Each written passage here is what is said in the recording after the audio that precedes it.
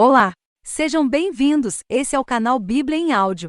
Se inscreva no canal, deixe seu like e compartilhem para que mais pessoas possam ser abençoadas pela palavra de Deus. E vamos ao vídeo.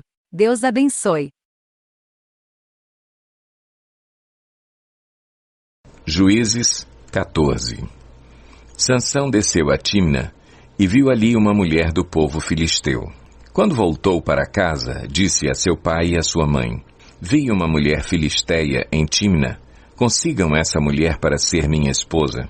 Seu pai e sua mãe lhe perguntaram: Será que não há mulher entre os seus parentes ou entre todo o seu povo?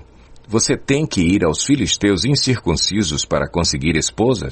Sansão, porém, disse ao pai: Consiga-a para mim, é ela que me agrada. Seus pais não sabiam que isso vinha do Senhor, que buscava ocasião contra os filisteus, pois naquela época eles dominavam Israel. Sansão foi para Tímna com seu pai e sua mãe. Quando se aproximavam das vinhas de Tímna, de repente um leão forte veio rugindo na direção dele. O Espírito do Senhor apossou-se de Sansão, e ele, sem nada nas mãos, rasgou o leão como se fosse um cabrito. Mas não contou nem ao pai nem à mãe o que fizera. Então foi conversar com a mulher de quem gostava.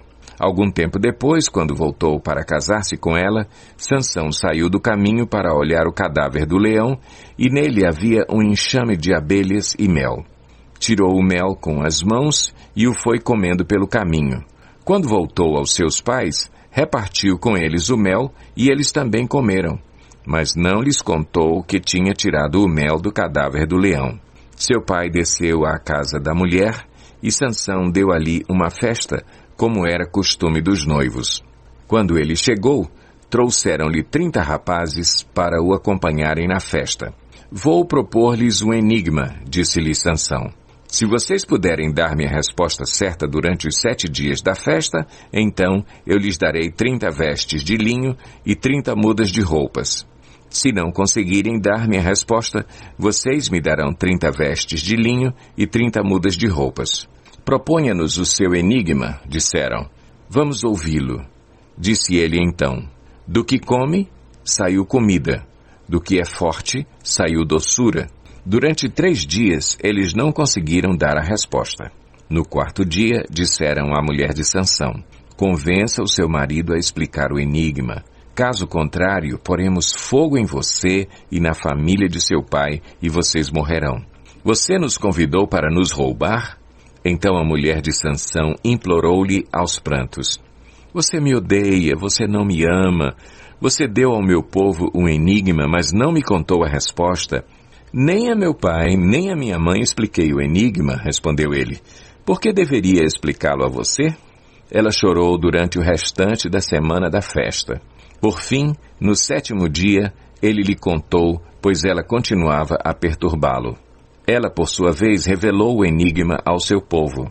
Antes do pôr do sol do 7º dia, os homens da cidade vieram lhe dizer: O que é mais doce do que o mel?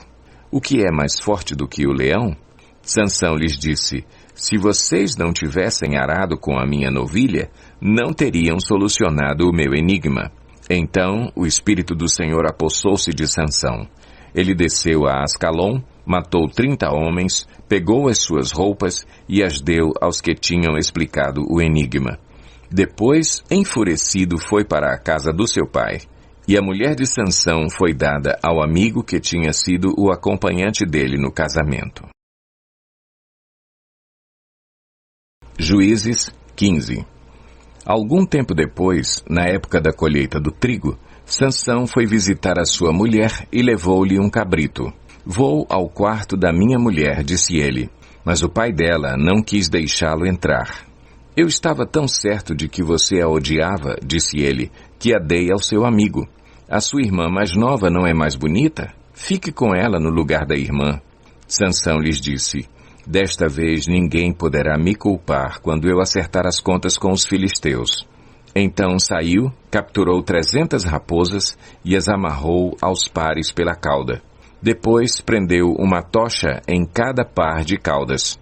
Acendeu as tochas e soltou as raposas no meio das plantações dos filisteus. Assim ele queimou os feixes, o cereal que iam colher, e também as vinhas e os olivais. Os filisteus perguntaram: quem fez isso? Responderam-lhes: foi Sansão, o genro do Timinita, porque a sua mulher foi dada ao seu amigo. Então os filisteus foram e queimaram a mulher e seu pai. Sansão lhes disse: já que fizeram isso, não sossegarei enquanto não me vingar de vocês. Ele os atacou sem dó nem piedade e fez terrível matança. Depois desceu e ficou numa caverna da rocha de Etã. Os filisteus foram para Judá e lá acamparam, espalhando-se pelas proximidades de Leí. Os homens de Judá perguntaram: por que vocês vieram lutar contra nós? Eles responderam: queremos levar Sansão amarrado para tratá-lo como ele nos tratou. 3.000 homens de Judá desceram então à caverna da rocha de Etã e disseram a Sansão: você não sabe que os filisteus dominam sobre nós? Você viu o que nos fez? Ele respondeu: fiz a eles apenas o que eles me fizeram. Disseram-lhe: viemos amarrá-lo para entregá-lo aos filisteus. Sansão disse: jurem-me que vocês mesmos não me matarão. Certamente que não, responderam. Somente vamos amarrá-lo e entregá-lo nas mãos deles. Não o mataremos. E o prenderam com 2 cordas novas e o fizeram sair da rocha. Quando ia chegando a Leí, os filisteus foram ao encontro dele aos gritos. Mas o Espírito do Senhor apossou-se dele. As cordas em seus braços se tornaram como fibra de linho queimada e os laços caíram das suas mãos. Encontrando a carcaça de um jumento, pegou a queixada e com ela matou 1.000 homens. Disse ele então: com uma queixada de jumento fiz deles montões, com uma queixada de jumento matei 1.000 homens. Quando acabou de falar, jogou fora a queixada e o local foi chamado Ramate-Leí. Sansão estava com muita sede e clamou ao Senhor: deste pela mão de teu servo esta grande vitória. Morrerei eu agora de sede para cair nas mãos dos incircuncisos? Deus então abriu a rocha que há em Leí e dela saiu água. Sansão bebeu, suas forças voltaram e ele recobrou o ânimo. Por esse motivo, essa fonte foi chamada de En-Hacoré, e ainda lá está, em Leí. Sansão liderou Israel durante 20 anos, no tempo do domínio dos filisteus. Juízes 16. Certa vez Sansão foi a Gaza. Viu ali uma prostituta e passou a noite com ela. Disseram ao povo de Gaza: Sansão está aqui. Então cercaram o local e ficaram à espera dele a noite toda, junto à porta da cidade. Não se moveram a noite inteira, dizendo: ao amanhecer o mataremos. Sansão, porém, ficou deitado só até a meia-noite. Levantou-se, agarrou firme a porta da cidade com os 2 batentes e os arrancou com tranca e tudo. Pôs tudo nos ombros e o levou ao topo da colina que fica defronte de Hebrom. Depois dessas coisas, ele se apaixonou por uma mulher do vale de Soreque, chamada Dalila. Os líderes dos filisteus foram dizer a ela: veja se você consegue induzi-lo a mostrar-lhe o segredo da sua grande força e como poderemos dominá-lo para que o amarremos e o subjuguemos. Cada um de nós dará a você 13 quilos de prata. Disse, pois, Dalila a Sansão: conte-me, por favor, de onde vem a sua grande força e como você pode ser amarrado e subjugado. Respondeu-lhe Sansão: se alguém me amarrar com 7 tiras de couro ainda úmidas, ficarei tão fraco quanto qualquer outro homem. Então os líderes dos filisteus trouxeram a ela 7 tiras de couro ainda úmidas, e Dalila o amarrou com elas. Tendo homens escondido no quarto, ela o chamou: Sansão, os filisteus o estão atacando. Mas ele arrebentou as tiras de couro como se fossem um fio de estopa posto perto do fogo. Assim não se descobriu de onde vinha a sua força. Disse Dalila a Sansão: você me fez de boba, mentiu para mim. Agora conte-me, por favor, como você pode ser amarrado. Ele disse: se me amarrarem firmemente com cordas que nunca tenham sido usadas, ficarei tão fraco quanto qualquer outro homem. Dalila o amarrou com cordas novas. Depois, tendo homens escondidos no quarto, ela o chamou: Sansão, os filisteus o estão atacando. Mas ele arrebentou as cordas de seus braços como se fossem uma linha. Disse Dalila a Sansão: até agora você me fez de boba e mentiu para mim. Diga-me, como pode ser amarrado? Ele respondeu: se você tecer num pano as 7 tranças da minha cabeça e o prender com uma lançadeira, ficarei tão fraco quanto qualquer outro homem. Assim, enquanto ele dormia, Dalila teceu as 7 tranças da sua cabeça num pano e o prendeu com a lançadeira. Novamente ela o chamou: Sansão, os filisteus o estão atacando? Ele despertou do sono e arrancou a lançadeira e o tear com os fios. Então ela lhe disse: como você pode dizer que me ama se não confia em mim? Esta é a 3ª vez que você me fez de boba e não contou o segredo da sua grande força. Importunando-o o tempo todo, ela o cansava dia após dia, ficando ele a ponto de morrer. Por isso ele lhe contou o segredo. Jamais se passou navalha em minha cabeça, disse ele, pois sou nazireu desde o ventre materno. Se fosse rapado o cabelo da minha cabeça, a minha força se afastaria de mim e eu ficaria tão fraco quanto qualquer outro homem. Quando Dalila viu que Sansão lhe tinha contado todo o segredo, enviou esta mensagem aos líderes dos filisteus: subam mais esta vez, pois ele me contou todo o segredo. Os líderes dos filisteus voltaram a ela, levando a prata. Fazendo-o dormir no seu colo, ela chamou um homem para cortar as 7 tranças do cabelo dele, e assim começou a subjugá-lo, e a sua força o deixou. Então ela chamou: Sansão, os filisteus o estão atacando. Ele acordou do sono e pensou: sairei como antes e me livrarei. Mas não sabia que o Senhor o tinha deixado. Os filisteus o prenderam, furaram os seus olhos e o levaram para Gaza. Prenderam-no com algemas de bronze e o puseram a girar um moinho na prisão. Mas, logo, o cabelo da sua cabeça começou a crescer de novo. Os líderes dos filisteus se reuniram para oferecer um grande sacrifício a seu deus Dagom e para festejar. Comemorando sua vitória, diziam: o nosso Deus entregou o nosso inimigo Sansão em nossas mãos. Quando o povo o viu, louvou o seu Deus. O nosso Deus nos entregou o nosso inimigo, o devastador da nossa terra, aquele que multiplicava os nossos mortos. Com o coração cheio de alegria, gritaram: tragam-nos Sansão para nos divertir. E mandaram trazer Sansão da prisão, e ele os divertia. Quando o puseram entre as colunas, Sansão disse ao jovem que o guiava pela mão: ponha-me onde eu possa apalpar as colunas que sustentam o templo, para que eu me apoie nelas.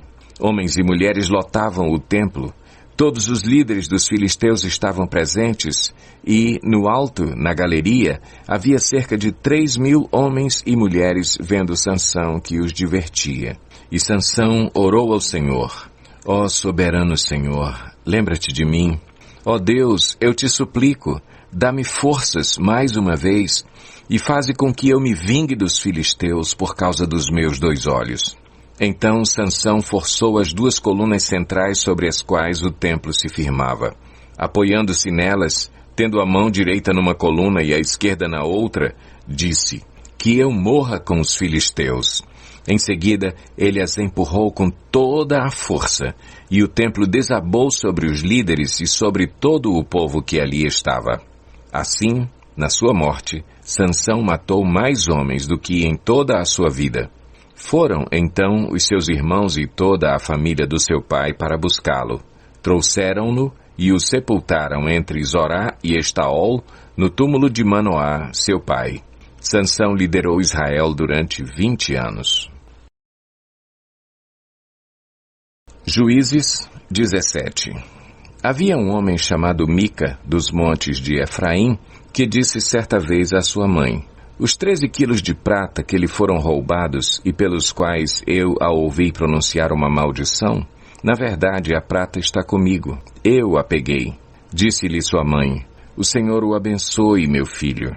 Quando ele devolveu os 13 quilos de prata à mãe, ela disse: consagro solenemente a minha prata ao Senhor, para que o meu filho faça uma imagem esculpida e um ídolo de metal. Eu a devolvo a você. Mas ele devolveu a prata à sua mãe, e ela separou 2,4 kg e os deu a um ourives, que deles fez a imagem e o ídolo. E estes foram postos na casa de Mica. Ora, esse homem, Mica, possuía um santuário. Fez um manto sacerdotal e alguns ídolos da família e pôs um dos seus filhos como seu sacerdote. Naquela época não havia rei em Israel. Cada um fazia o que lhe parecia certo. Um jovem levita de Belém de Judá, procedente do clã de Judá, saiu daquela cidade em busca de outro lugar para morar. Em sua viagem, chegou à casa de Mica, nos montes de Efraim. Mica lhe perguntou: "De onde você vem?" "Sou levita, de Belém de Judá", respondeu ele. "Estou procurando um lugar para morar." "Fique comigo", disse-lhe Mica. "Seja meu pai e sacerdote, e eu lhe darei 120 gramas de prata por ano, roupas e comida." O jovem levita concordou em ficar com Mica e tornou-se como um dos seus filhos. Mica acolheu o levita e o jovem se tornou seu sacerdote e ficou morando em sua casa. E Mica disse: "Agora sei que o Senhor me tratará com bondade, pois esse levita se tornou meu sacerdote." Juízes 18. Naquela época, não havia rei em Israel, e a tribo de Dan estava procurando um local onde estabelecer-se, pois ainda não tinha recebido herança entre as tribos de Israel. Então enviaram 5 guerreiros de Zorá e de Estaol para espionarem a terra e explorá-la. Esses homens representavam todos os clãs da tribo. Disseram-lhes: "Vão, explorem a terra." Os homens chegaram aos montes de Efraim e foram à casa de Mica, onde passaram a noite. Quando estavam perto da casa de Mica, reconheceram a voz do jovem levita. Aproximaram-se e lhe perguntaram: "Quem o trouxe para cá? O que você está fazendo neste lugar? Por que você está aqui?" O jovem lhes contou o que Mica fizera por ele, e disse: "Ele me contratou e eu sou seu sacerdote." Então eles lhe pediram: "Pergunte a Deus se a nossa viagem será bem-sucedida." O sacerdote lhes respondeu: "Vão em paz. Sua viagem tem a aprovação do Senhor." Os 5 homens partiram e chegaram a Laís, onde viram que o povo vivia em segurança, como os sidônios, despreocupado e tranquilo, e gozava prosperidade, pois a sua terra não lhe deixava faltar nada. Viram também que o povo vivia longe dos sidônios e não tinha relações com nenhum outro povo. Quando voltaram a Zorá e a Estaol, seus irmãos lhes perguntaram: "O que descobriram?" Eles responderam: "Vamos atacá-los. Vimos que a terra é muito boa. Vocês vão ficar aí sem fazer nada? Não hesitem em ir apossar-se dela. Chegando lá, vocês encontrarão um povo despreocupado e uma terra espaçosa que Deus pôs nas mãos de vocês, terra onde não falta coisa alguma." Então 600 homens da tribo de Dan partiram de Zorá e de Estaol, armados para a guerra. Na viagem, armaram acampamento perto de Kiriat Jearim, em Judá. É por isso que até hoje o local a oeste de Kiriat Jearim é chamado Maané Dan. Dali foram para os montes de Efraim e chegaram à casa de Mica. Os 5 homens que haviam espionado a terra de Laís disseram a seus irmãos: "Vocês sabiam que numa dessas casas há um manto sacerdotal, ídolos da família, uma imagem esculpida e um ídolo de metal? Agora vocês sabem o que devem fazer." Então eles se aproximaram e foram à casa do jovem levita, à casa de Mica, e o saudaram. Os 600 homens de Dan, armados para a guerra, ficaram junto à porta. Os 5 homens que haviam espionado a terra entraram e apanharam a imagem, o manto sacerdotal, os ídolos da família e o ídolo de metal, enquanto o sacerdote e os 600 homens armados permaneciam à porta. Quando os homens entraram na casa de Mica e apanharam a imagem, o manto sacerdotal, os ídolos da família e o ídolo de metal, o sacerdote lhes perguntou: "Que é que vocês estão fazendo?" Eles lhe responderam: "Silêncio, não diga nada. Venha conosco e seja nosso pai e sacerdote.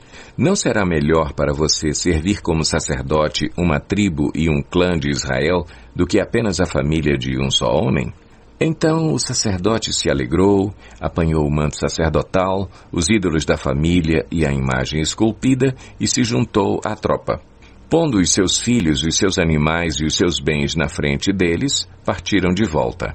Quando já estavam a certa distância da casa, os homens que moravam perto de Mica foram convocados e alcançaram os homens de Dan. Como vinham gritando atrás deles, estes se voltaram e perguntaram a Mica: "Qual é o seu problema? Por que convocou os seus homens para lutar?" Ele respondeu: "Vocês estão levando embora os deuses que fiz e o meu sacerdote. O que me sobrou? Como é que ainda podem perguntar qual é o seu problema?" Os homens de Dan responderam: "Não discuta conosco, senão alguns homens de temperamento violento o atacarão e você e a sua família perderão a vida." E assim os homens de Dan seguiram seu caminho. Vendo que eles eram fortes demais para ele, Mica virou-se e voltou para casa. Os homens de Dan levaram o que Mica fizera e o seu sacerdote e foram para Laís, lugar de um povo pacífico e despreocupado.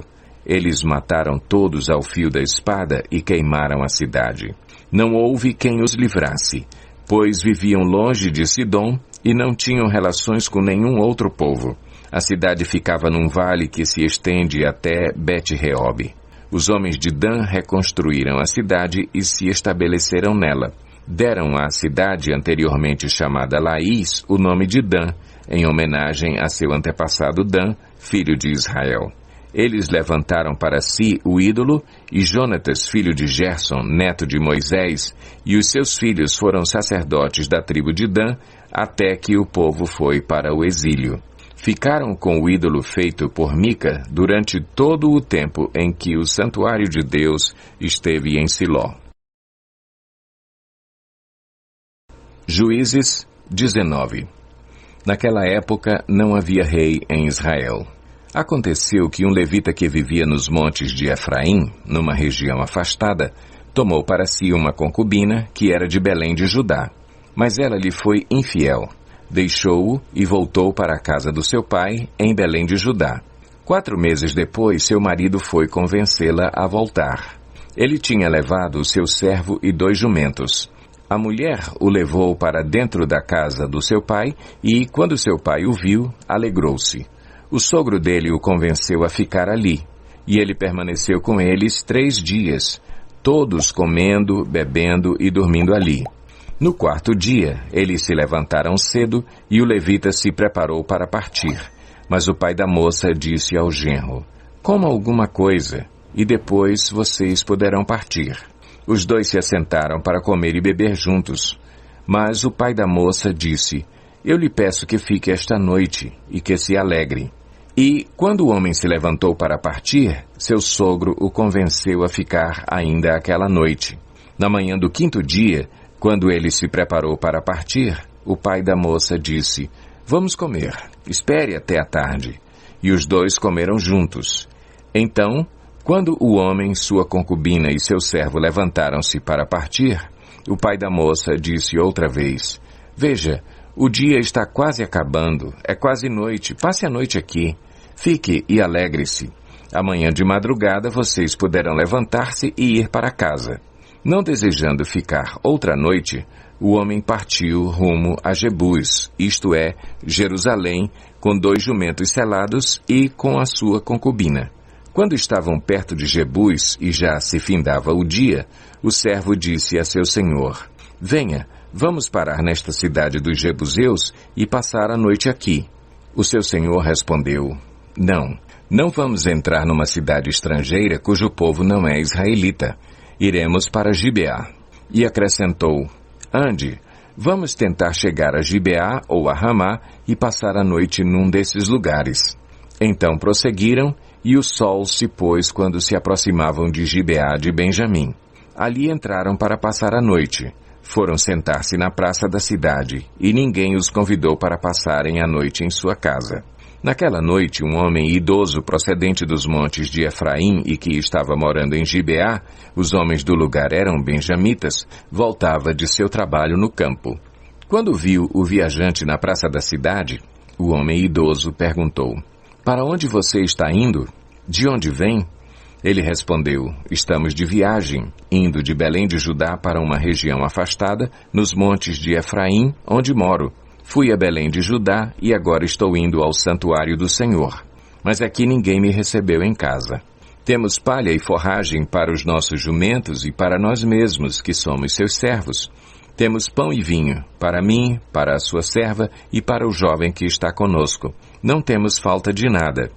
Você é bem-vindo em minha casa, disse o homem idoso. Vou atendê-lo no que você precisar. Não passe a noite na praça. E os levou para a sua casa e alimentou os jumentos. Depois de lavarem os pés, comeram e beberam alguma coisa. Quando estavam entretidos, alguns vadios da cidade cercaram a casa. Esburrando a porta, gritaram para o homem idoso, dono da casa: traga para fora o homem que entrou em sua casa para que tenhamos relações com ele. O dono da casa saiu e lhes disse: não sejam tão perversos, meus amigos. Já que esse homem é meu hóspede, não cometam essa loucura.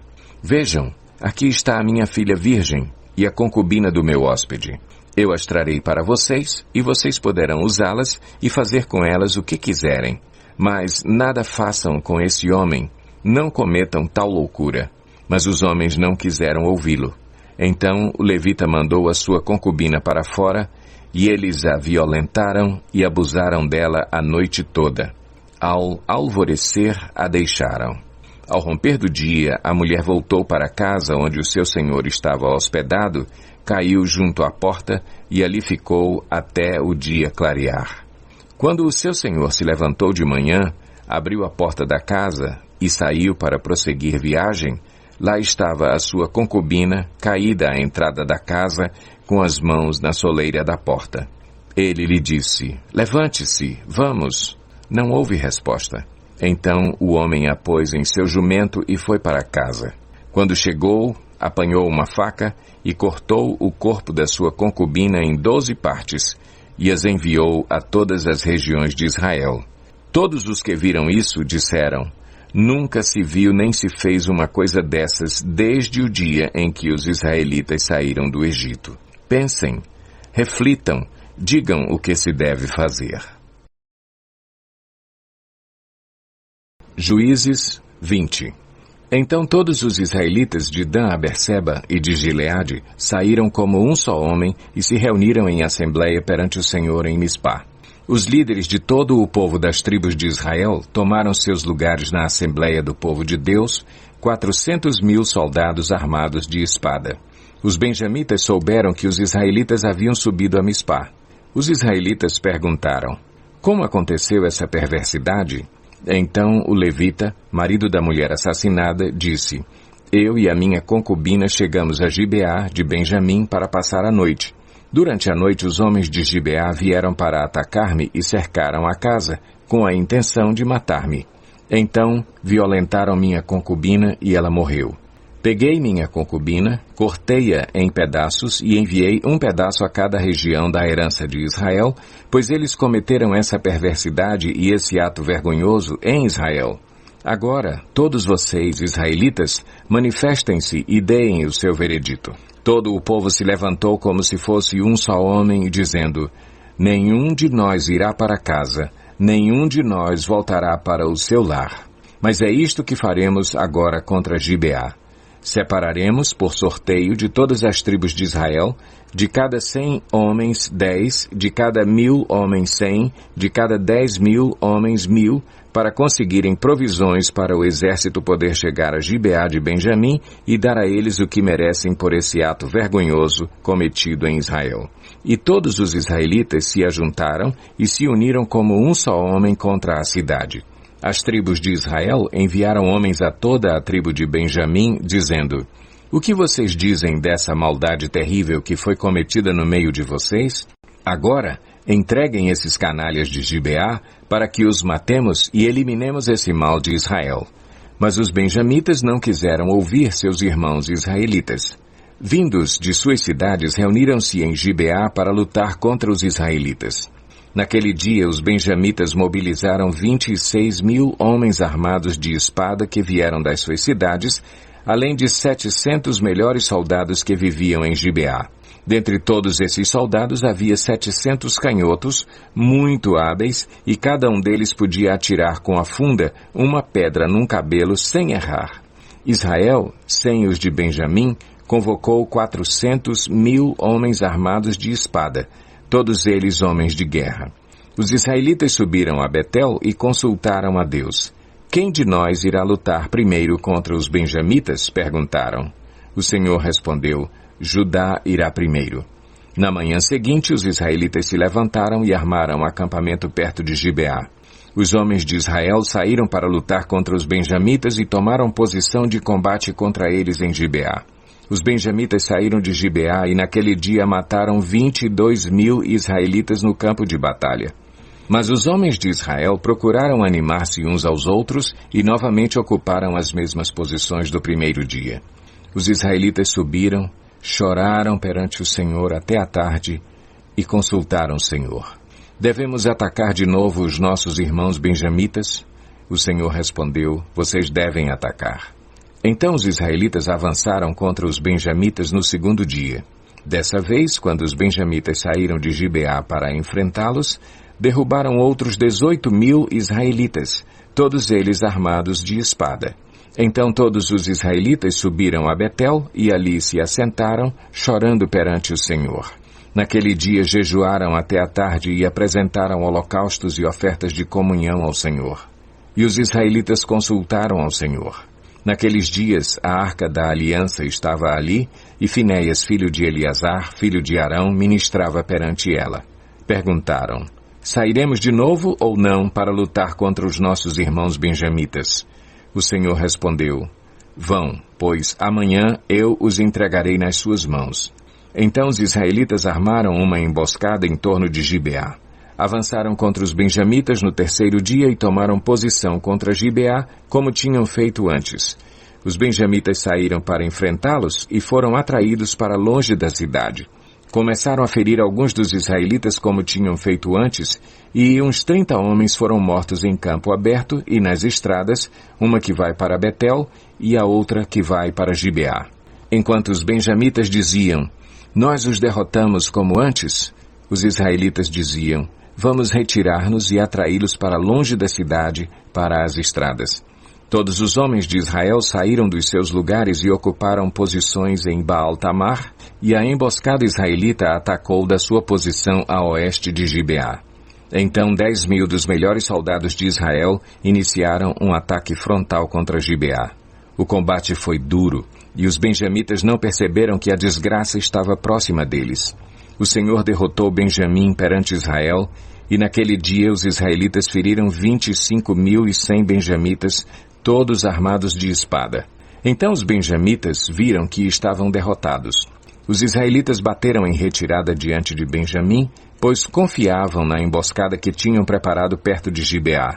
Os da emboscada avançaram repentinamente para dentro de Gibeá, espalharam-se e mataram todos os habitantes da cidade à espada. Os israelitas tinham combinado com os da emboscada que estes fariam subir da cidade uma grande nuvem de fumaça e então os israelitas voltariam a combater. Os benjamitas tinham começado a ferir os israelitas, matando cerca de 30 deles, e disseram, nós os derrotamos como na primeira batalha. Mas, quando a coluna de fumaça começou a se levantar da cidade, os benjamitas se viraram e viram a fumaça subindo ao céu. Então os israelitas se voltaram contra eles e os homens de Benjamim ficaram apavorados, pois perceberam que a sua desgraça havia chegado. Assim, fugiram da presença dos israelitas tomando o caminho do deserto, mas não conseguiram escapar do combate. E os homens de Israel que saíram das cidades os mataram ali. Cercaram os benjamitas e os perseguiram, e facilmente os alcançaram nas proximidades de Gibeá, no lado leste. 18.000 benjamitas morreram, todos eles soldados valentes. Quando se viraram e fugiram rumo ao deserto, para a rocha de Rimon, os israelitas abateram 5.000 homens ao longo das estradas. Até Gidom eles pressionaram os benjamitas e mataram mais de 2.000 homens. Naquele dia, 25.000 benjamitas que portavam espada morreram, todos eles soldados valentes. 600 homens, porém, viraram as costas e fugiram para o deserto, para a rocha de Rimon, onde ficaram durante 4 meses. Os israelitas voltaram a Benjamim e passaram todas as cidades à espada, matando inclusive os animais e tudo o que encontraram nelas. E incendiaram todas as cidades por onde passaram. Juízes 21. Os homens de Israel tinham feito este juramento em Mispá: nenhum de nós dará sua filha em casamento a um benjamita. O povo foi a Betel, onde estava sentado perante Deus até a tarde, chorando alto e amargamente. Ó Senhor, Deus de Israel, lamentaram, por que aconteceu isso em Israel? Por que teria que faltar hoje uma tribo em Israel? Na manhã do dia seguinte, o povo se levantou cedo, construiu um altar e apresentou holocaustos e ofertas de comunhão.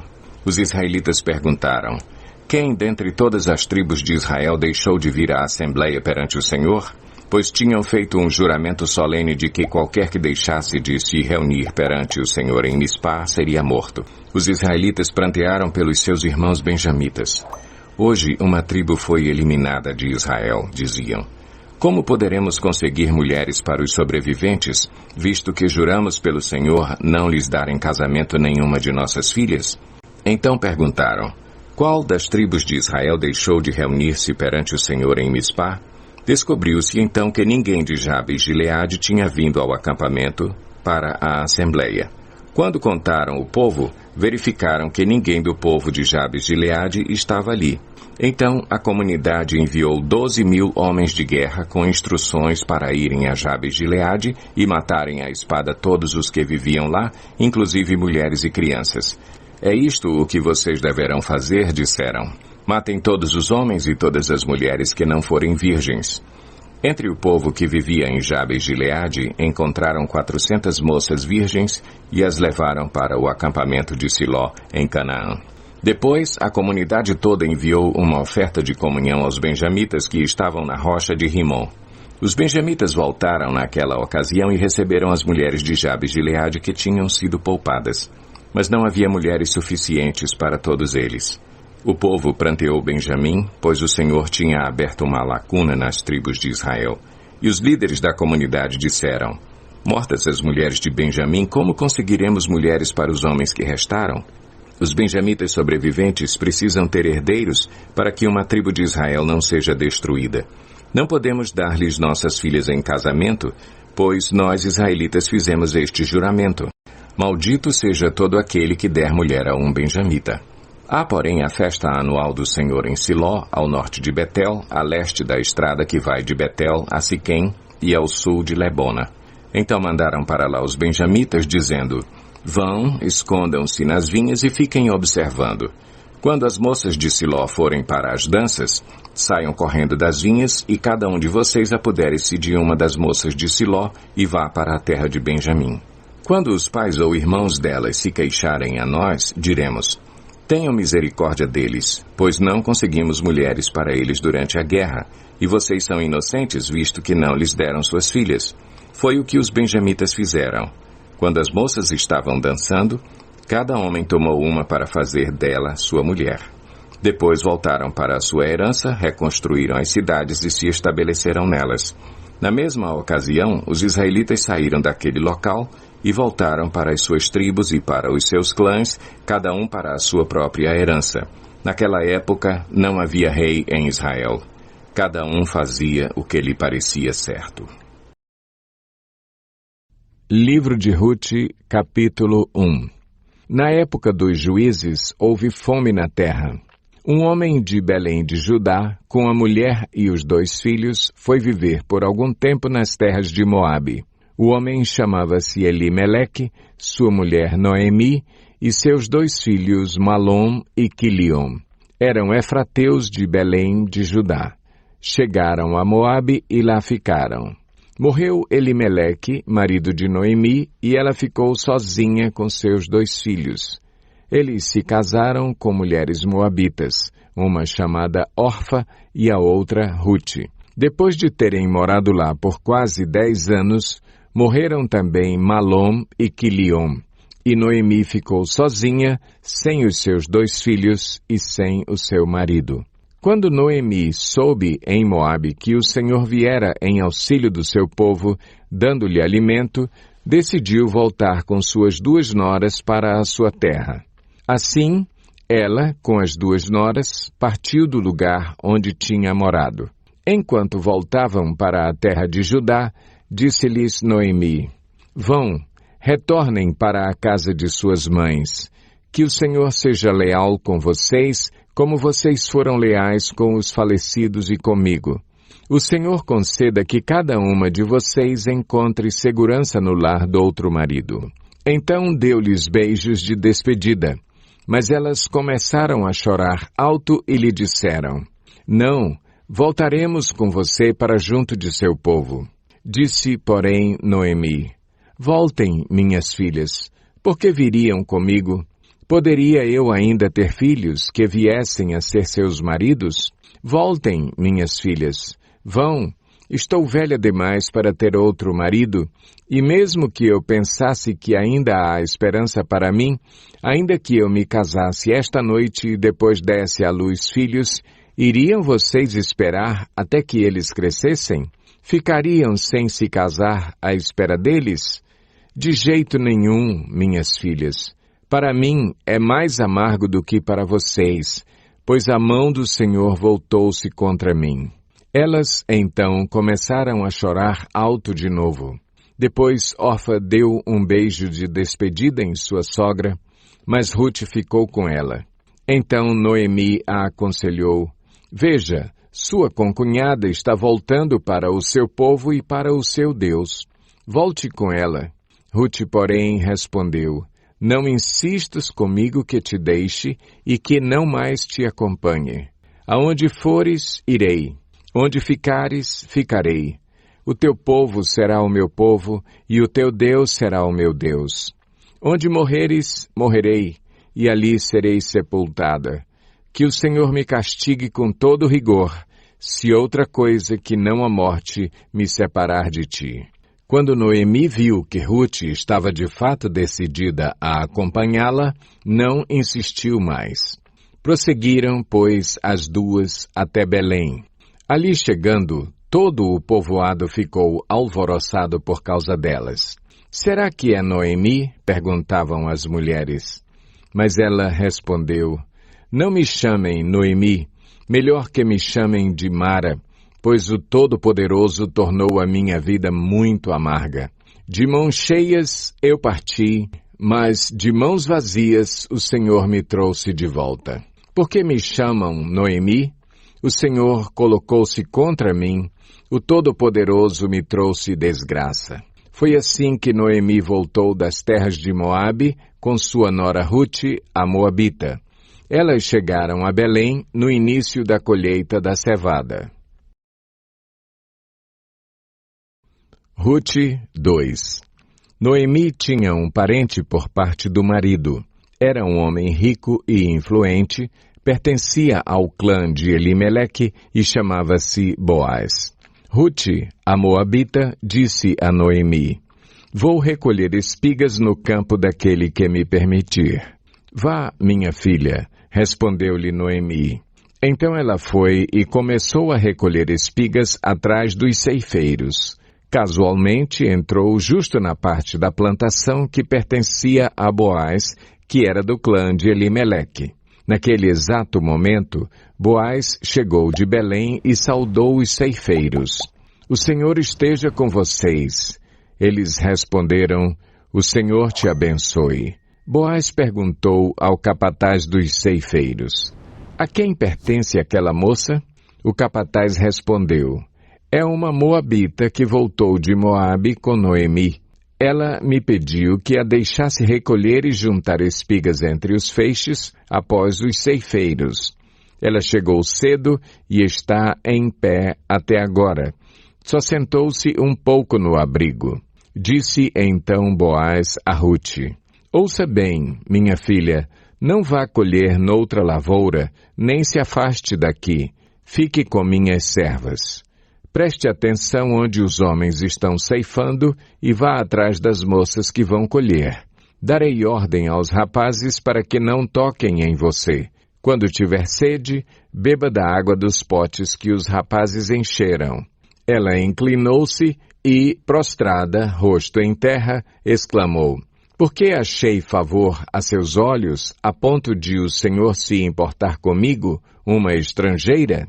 Boaz respondeu: Contaram-me tudo o que você tem feito por sua sogra, depois que você perdeu o seu marido, como deixou seu pai, sua mãe e sua terra natal para viver com um povo que você não conhecia bem. O Senhor lhe retribua o que você tem feito, que seja ricamente recompensada pelo Senhor, o Deus de Israel, sob cujas asas você veio buscar refúgio. E disse ela: Continue eu a ser bem acolhida, meu senhor. O Senhor me deu ânimo e encorajou sua serva, e eu sequer sou uma de suas servas. Na hora da refeição, Boaz lhe disse: Venha cá, pegue um pedaço de pão e molhe-o no vinagre. Quando ela se sentou junto aos ceifeiros, Boaz lhe ofereceu grãos tostados. Ela comeu até ficar satisfeita e ainda sobrou. Quando ela se levantou para recolher espigas, Boaz deu estas ordens a seus servos: Mesmo que ela recolha entre os feixes, não a repreendam. Ao contrário, quando estiverem colhendo, tirem para ela algumas espigas dos feixes e deixem-nas cair para que ela as recolha e não a impeçam. E assim Rute colheu na lavoura até o entardecer. Depois debulhou o que tinha ajuntado, quase uma arroba de cevada. Carregou-a para o povoado e sua sogra viu quanto Rute havia recolhido quando ela lhe ofereceu o que havia sobrado da refeição. A sogra lhe perguntou: Onde você colheu hoje? Onde trabalhou? Bendito seja aquele que se importou com você. Então Rute contou à sogra com quem tinha trabalhado. O nome do homem com quem trabalhei hoje é Boaz. E Noemi exclamou: Seja ele abençoado pelo Senhor, que não deixa de ser leal e bondoso com os vivos e com os mortos. E acrescentou: Aquele homem é nosso parente, é um de nossos resgatadores. E Rute, a moabita, continuou: Pois ele mesmo me disse também: Fique com os meus ceifeiros até que terminem toda a minha colheita. Então Noemi aconselhou a sua nora Rute: É melhor mesmo você ir com as servas dele, minha filha. Noutra lavoura poderiam molestá-la. Assim Rute ficou com as servas de Boaz para recolher espigas até acabarem as colheitas de cevada e de trigo, e continuou morando com a sua sogra. Rute 3.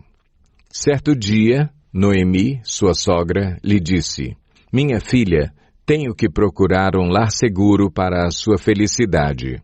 Boaz, senhor das servas com quem você esteve, é nosso parente próximo. Esta noite ele estará limpando cevada na eira. Lave-se, perfume-se, vista sua melhor roupa e desça para a eira. Mas não deixe que ele perceba você até que tenha comido e bebido. Quando ele for dormir, note bem o lugar em que ele se deitar. Então vá, descubra os pés dele e deite-se. Ele lhe dirá o que fazer. Respondeu Rute: Farei tudo o que você está me dizendo. Então ela desceu para a eira e fez tudo o que a sua sogra lhe tinha recomendado. Quando Boaz terminou de comer e beber, ficou alegre e foi deitar-se perto do monte de grãos. Rute aproximou-se sem ser notada, descobriu os pés dele e deitou-se. No meio da noite, o homem acordou de repente. Ele se virou e assustou-se ao ver uma mulher deitada a seus pés. Quem é você? Perguntou ele. Sou sua serva, Rute, disse ela. Estenda a sua capa sobre a sua serva, pois o Senhor é resgatador. Boaz lhe respondeu: O Senhor a abençoe, minha filha. Este seu gesto de bondade é ainda maior do que o primeiro, pois você poderia ter ido atrás dos mais jovens, ricos ou pobres. Agora, minha filha, não tenha medo. Farei por você tudo o que me pedir. Todos os meus concidadãos sabem que você é mulher virtuosa. É verdade que sou resgatador, mas há um outro que é parente mais próximo do que eu. Passe a noite aqui. De manhã veremos. Se ele quiser resgatá-la, muito bem, que resgate. Se não quiser, juro pelo nome do Senhor que eu a resgatarei. Deite-se aqui até de manhã. Ela ficou deitada aos pés dele até de manhã, mas levantou-se antes de clarear para não ser reconhecida. Boaz pensou, ninguém deve saber que esta mulher esteve na eira. Por isso disse, traga-me o manto que você está usando e segure-o. Ela o segurou. E o homem despejou nele 6 medidas de cevada e o pôs sobre os ombros dela. Depois ele voltou para a cidade. Quando Ruth voltou à sua sogra, esta lhe perguntou, como foi, minha filha? Ruth lhe contou tudo o que Boaz lhe tinha feito e acrescentou, ele me deu estas 6 medidas de cevada, dizendo, não volte para a sua sogra de mãos vazias. Disse então Noemi, agora espere, minha filha, até saber o que acontecerá. Sem dúvida, aquele homem não descansará enquanto não resolver esta questão hoje mesmo. Ruth 4. Enquanto isso, Boaz subiu à porta da cidade e sentou-se exatamente quando o resgatador que ele havia mencionado estava passando por ali. Boaz o chamou e disse, meu amigo, venha cá e sente-se. Ele foi e sentou-se. Boaz reuniu 10 líderes da cidade e disse, sentem-se aqui. E eles se sentaram. Depois disse ao resgatador, Noemi, que voltou de Moabe, está vendendo o pedaço de terra que pertencia ao nosso irmão Elimeleque. Pensei que devia apresentar-lhe o assunto na presença dos líderes do povo e sugerir-lhe que adquira o terreno. Se quiser resgatar esta propriedade, resgate-a. Se não, diga-me para que eu o saiba, pois ninguém tem esse direito a não ser você e depois eu. Eu a resgatarei, respondeu ele. Boaz, porém, lhe disse, no dia em que você adquirir as terras de Noemi e da Moabita Ruth, estará adquirindo também a viúva do falecido, para manter o nome dele em sua herança.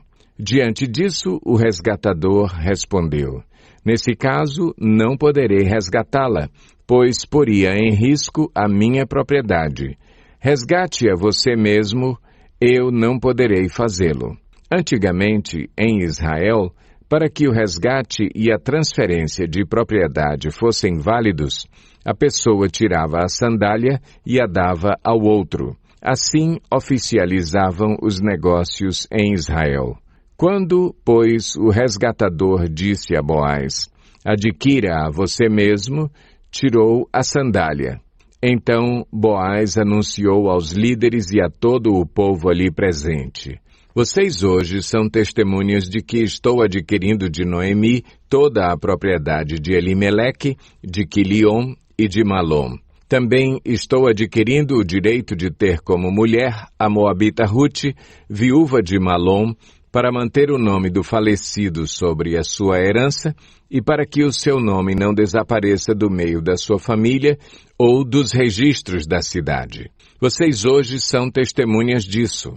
Os líderes e todos os que estavam na porta confirmaram, somos testemunhas. Faça o Senhor com essa mulher que está entrando em sua família, como fez com Raquel e Lia, que, juntas, formaram as tribos de Israel. Seja poderoso em Efrata e ganhe fama em Belém.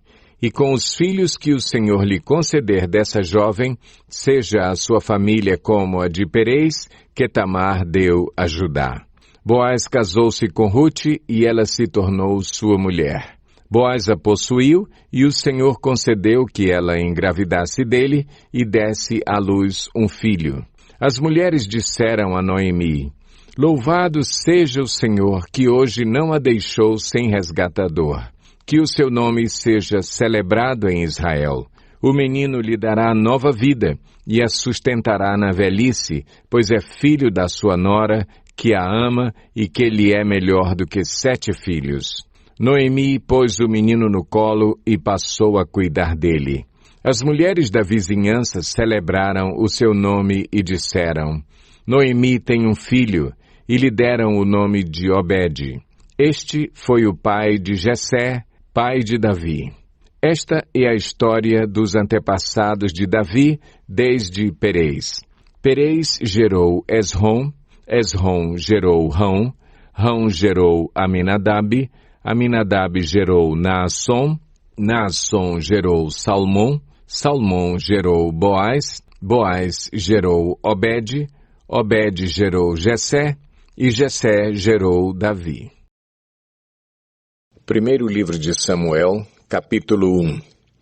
Havia certo homem de Ramataim, Zufita, dos montes de Efraim, chamado Elcana, filho de Jeroão, neto de Eliú e bisneto de Tou, filho do efraimita Zufi. Ele tinha 2 mulheres. Uma se chamava Ana e a outra Penina. Penina tinha filhos. Ana, porém, não tinha. Todos os anos esse homem subia de sua cidade a Siló para adorar e sacrificar ao Senhor dos Exércitos. Lá, Ofni e Finéias, os 2 filhos de Eli, eram sacerdotes do Senhor. No dia em que Elcana oferecia sacrifícios, dava porções à sua mulher Penina e a todos os filhos e filhas dela. Mas a Ana dava uma porção dupla, porque a amava, apesar de que o Senhor a tinha deixado estéril.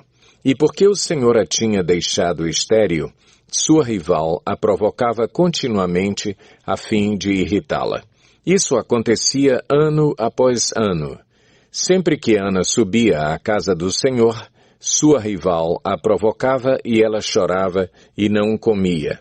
Elcana, seu marido, lhe perguntava: Ana, por que você está chorando? Por que não come? Por que está triste? Será que eu não sou melhor para você do que 10 filhos? Certa vez, quando terminou de comer e beber em Siló, estando o sacerdote Eli sentado numa cadeira junto à entrada do santuário do Senhor, Ana se levantou e, com a alma amargurada, chorou muito e orou ao Senhor. E fez um voto, dizendo: Ó Senhor dos Exércitos, se tu deres atenção à humilhação de tua serva, te lembrares de mim e não te esqueceres de tua serva, mas lhe deres um filho, então eu o dedicarei ao Senhor por todos os dias de sua vida, e o seu cabelo e a sua barba nunca serão cortados. Enquanto ela continuava a orar diante do Senhor, Eli observava sua boca. Como Ana orava silenciosamente, seus lábios se mexiam, mas não se ouvia sua voz. Então Eli pensou que ela estivesse embriagada e lhe disse: Até quando você continuará embriagada? Abandone o vinho. Ana respondeu: Não se trata disso, meu senhor. Sou uma mulher muito angustiada. Não bebi vinho nem bebida fermentada. Eu estava derramando minha alma diante do Senhor. Não julgues tua serva uma mulher vadia.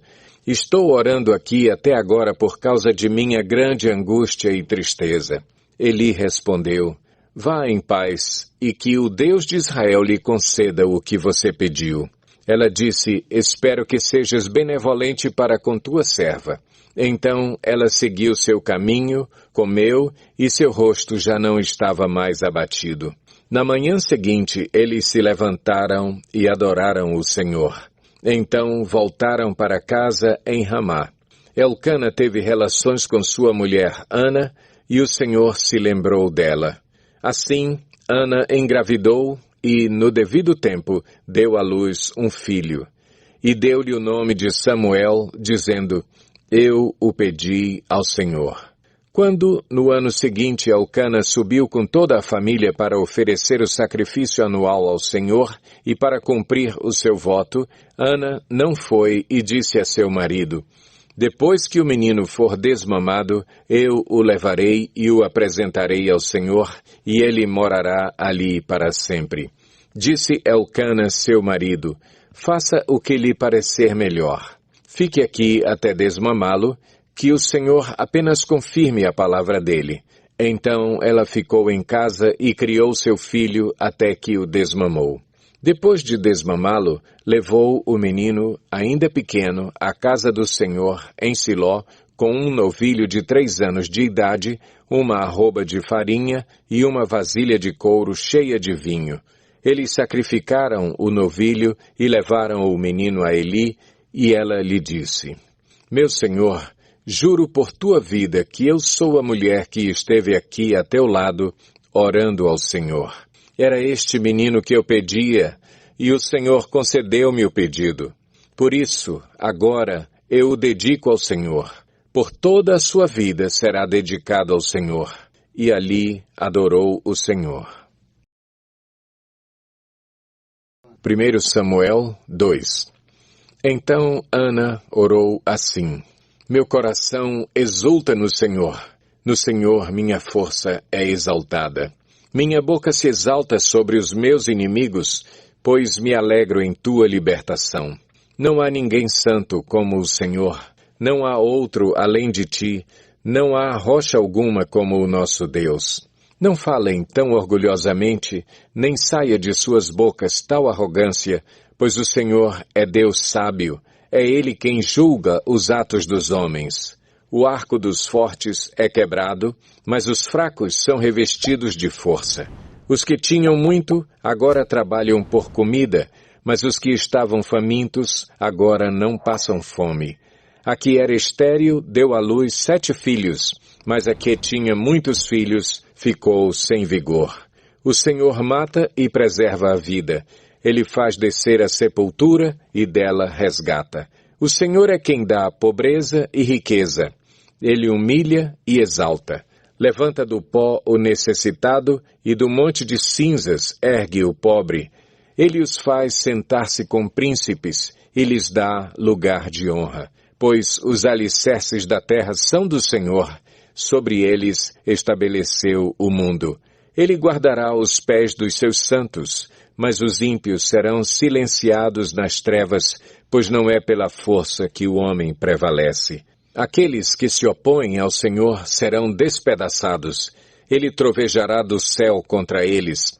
O Senhor julgará até os confins da terra.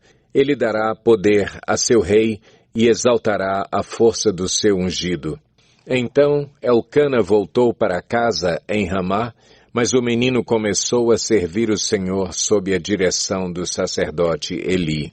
Os filhos de Eli eram ímpios, não se importavam com o Senhor, nem cumpriam os deveres de sacerdotes para com o povo. Sempre que alguém oferecia um sacrifício, o auxiliar do sacerdote vinha com um garfo de 3 dentes e, enquanto a carne estava cozinhando, ele enfiava o garfo na panela, ou travessa, ou caldeirão, ou caçarola, e o sacerdote pegava para si tudo o que vinha no garfo. Assim faziam com todos os israelitas que iam a Siló.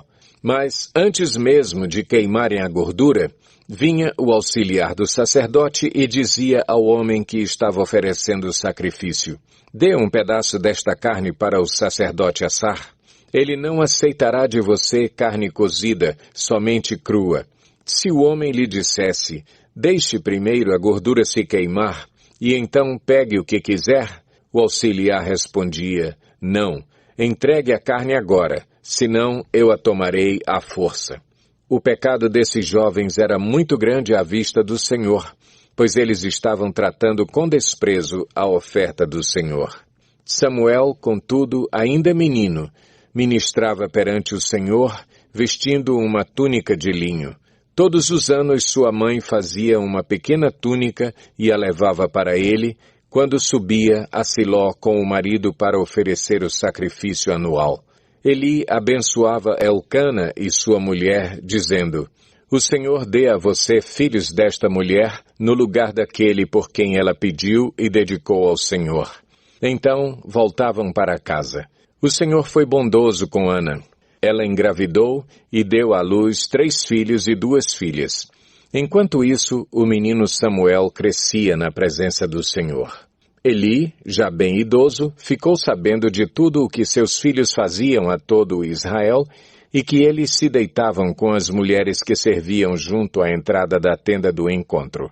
Por isso lhes perguntou: por que vocês fazem estas coisas? De todo o povo ouço a respeito do mal que vocês fazem.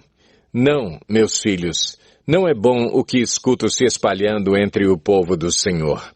Se um homem pecar contra outro homem, os juízes poderão intervir em seu favor. Mas, se pecar contra o Senhor, quem intercederá por ele? Seus filhos, contudo, não deram atenção à repreensão de seu pai, pois o Senhor queria matá-los. E o menino Samuel continuava a crescer, sendo cada vez mais estimado pelo Senhor e pelo povo. E veio um homem de Deus a Eli e lhe disse: assim diz o Senhor: acaso não me revelei claramente à família de seu pai quando eles estavam no Egito, sob o domínio do faraó? Escolhi seu pai dentre todas as tribos de Israel para ser o meu sacerdote, subir ao meu altar, queimar incenso e usar um colete sacerdotal na minha presença. Também dei à família de seu pai todas as ofertas preparadas no fogo pelos israelitas. Por que vocês zombam de meu sacrifício e da oferta que determinei para a minha habitação? Porque você honra seus filhos mais do que a mim, deixando-os engordar com as melhores partes de todas as ofertas feitas por Israel, o meu povo? Portanto, o Senhor, o Deus de Israel, declara: prometi à sua família e à linhagem de seu pai que ministrariam diante de mim para sempre. Mas agora o Senhor declara: longe de mim tal coisa. Honrarei aqueles que me honram, mas aqueles que me desprezam serão tratados com desprezo. É chegada a hora em que eliminarei a sua força e a força da família de seu pai, e não haverá mais nenhum idoso na sua família, e você verá aflição na minha habitação. Embora Israel prospere, na sua família ninguém alcançará a idade avançada, e todo descendente seu, que eu não eliminar de meu altar, será poupado apenas para lhe consumir os olhos com lágrimas e para lhe entristecer o coração, e todos os seus descendentes morrerão no vigor da vida. E o que acontecer a seus 2 filhos, Ofni e Finéias, será um sinal para você. Os 2 morrerão no mesmo dia. Levantarei para mim um sacerdote fiel, que agirá de acordo com o meu coração e o meu pensamento. Edificarei firmemente a família dele, e ele ministrará sempre perante o meu rei ungido. Então todo o que restar da sua família virá e se prostrará perante ele para obter uma moeda de prata e um pedaço de pão. E lhe implorará que o ponha em alguma função sacerdotal para ter o que comer.